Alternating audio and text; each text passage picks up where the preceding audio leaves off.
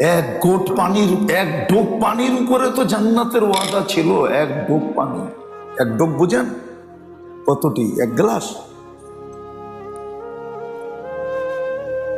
এই হলো এক ডোক, যা দিয়া গলা বুঝে। অতটুক পানির উপরে জান্নাতের ওয়াদা ছিল, এতটুক পানির উপরে মাগফিরাতের ওয়াদা ছিল, এতটুক পানির উপরে।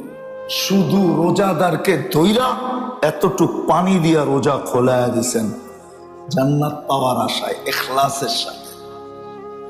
আল্লাহর রাসূল বলছে, ইতকু রাকাবাতিন, তোমার জন্য জাহান্নাম থেকে মুক্তির পরওয়ানা,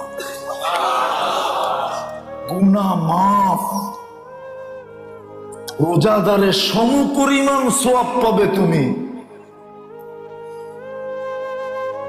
খালি আজান হইতে দেরি, রাগ হয়েন।